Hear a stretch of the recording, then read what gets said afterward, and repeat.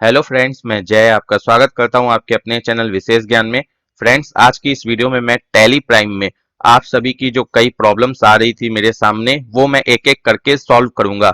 सबसे पहली जो प्रॉब्लम है वो ये है कि जैसे हम वाउचर्स में जाते हैं तो यहाँ पर कई सारे वाउचर्स हमें डीएक्टिवेट दिखते हैं। जैसे कि अगर हम परचेज में क्लिक करते हैं, यहाँ पर ये जो एरो आपको रिफ्लेक्ट हो रहा है तो यहाँ पर रिसीट नोट आपको एक्टिवेट दिख रहा है।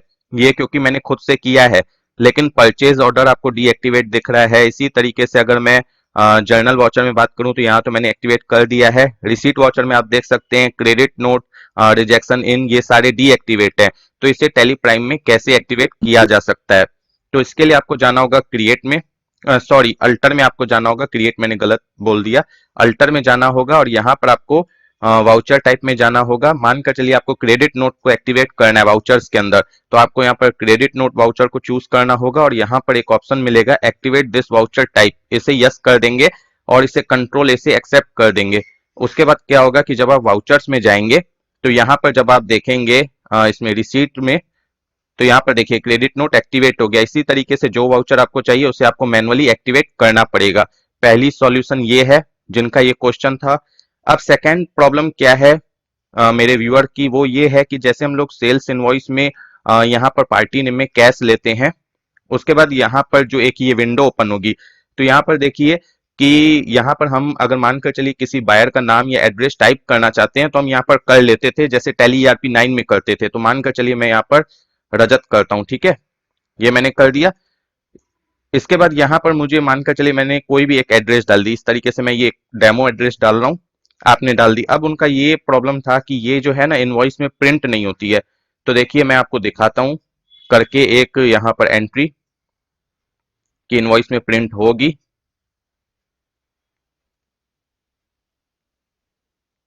ये सिर्फ एक डेमो एंट्री मैं करके दिखा रहा हूँ। यहाँ पर हम अल्ट के साथ पी प्रेस करेंगे, करंट लेंगे, यहाँ पर टैक्स के लिए बोल रहा है, उससे कोई दिक्कत नहीं है।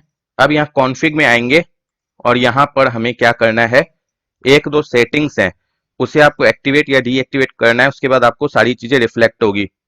जैसे ये जो ऑप्शन है so name and address from party masters, इसे आपको नो करना होगा। इसके अलावा अगर मानकर चलिए कंसाइनी डिटेल्स आपको नहीं चाहिए इनवॉइस में तो इसे भी आप नो करेंगे, फिर कंट्रोल से इसे एक्सेप्ट करेंगे।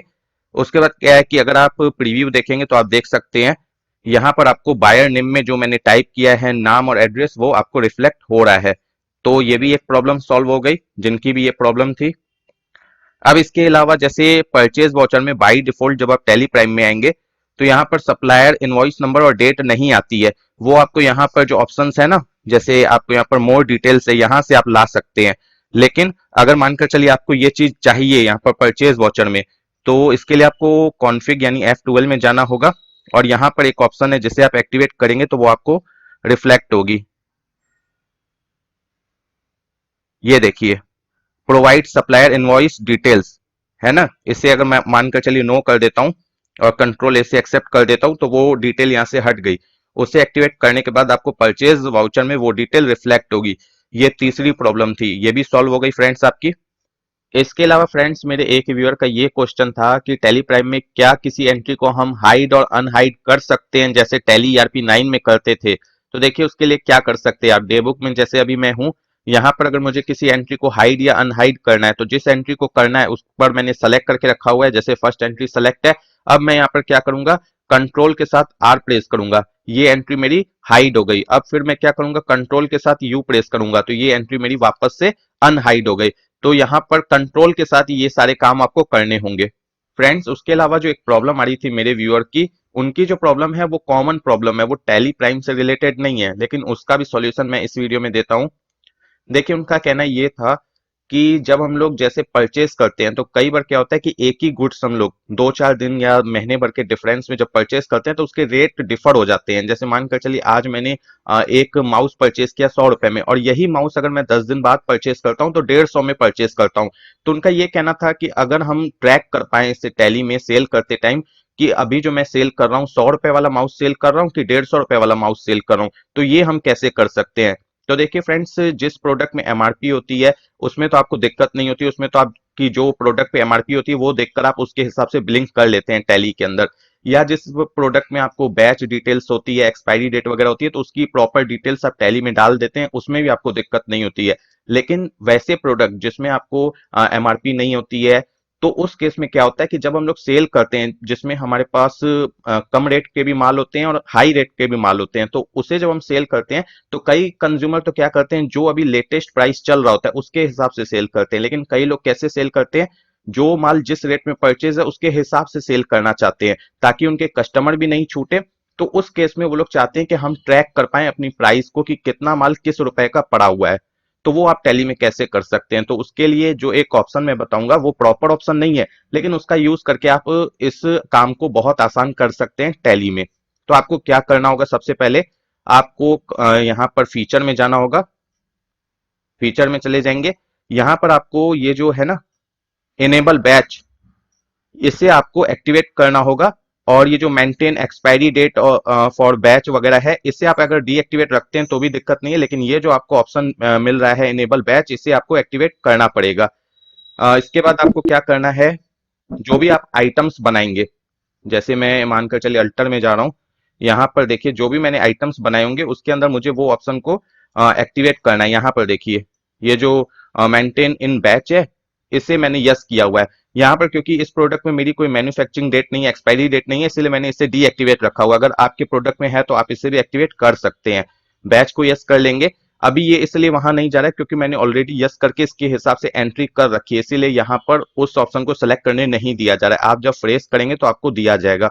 इससे जब आप हर स्टॉक आइटम में एक्टिवेट कर देंगे, उसके बाद क्या होगा कि जब मानकर चलिए आप परचेस कर रहे हैं, फॉर एग्जाम्पल जैसे मैं यहाँ पर एक परचेस करता हूँ आइटम, तो परचेस करते वक्त आपको थोड़ी सी एंट्री करते वक्त ध्यान देना होगा।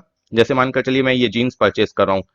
अब क्या है कि यहाँ पर आपसे पूछ रहा है बैच नंबर, तो इसका तो कोई बैच नंबर होगा नहीं। अगर है तो आप डाल सकते हैं, अगर जैसे बहुत से होते हैं ऑर्डिनरी पीस जिसमें टैग्स वगैरह नहीं लगे होते हैं, तो बैच नंबर नहीं होगा। तो आपको क्या करना है, यहाँ पर जो आपकी रेट है वो आपको डालनी है, जिस रेट में आपने इसे परचेस किया इस बार, वो रेट यहाँ पर डालनी है। यानी कि जो इनवॉइस पर आपको रेट रिफ्लेक्ट हो रही है वो बैच नंबर में आपको डालनी है। मानकर चलिए ये जीन्स इस बार आपने 300 रुपए में परचेस किया, आप 300 रुपए डाल देंगे।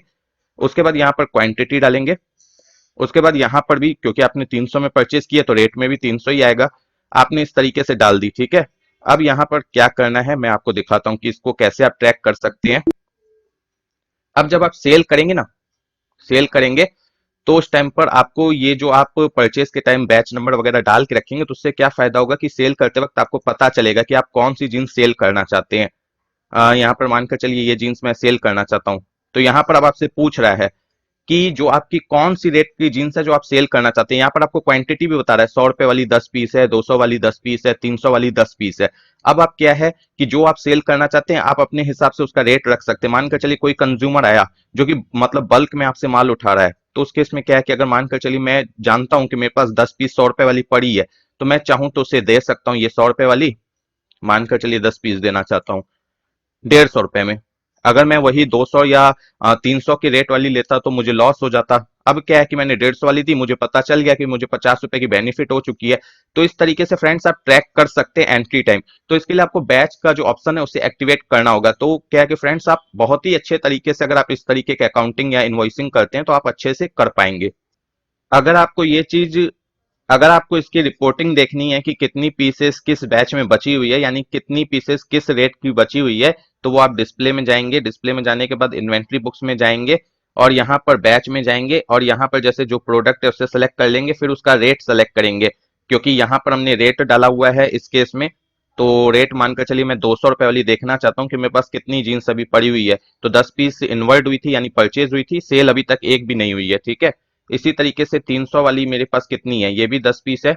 लेकिन अगर 100 वाली देखूं तो 10 पीस आई थी, 10 पीस सेल हो गई, क्लोजिंग बैलेंस जो है 0 है। तो फ्रेंड्स आई थिंक ये जो मैंने ट्रिक बताई आपको हेल्प करेगी आपकी एंट्री के लिए। तो फ्रेंड्स अगर आपको ये वीडियो पसंद आई तो प्लीज वीडियो को लाइक कीजिएगा, चैनल को सब्सक्राइब कीजिएगा और ज्यादा से ज्यादा इसे शेयर कीजिएगा। Thanks for watching my video.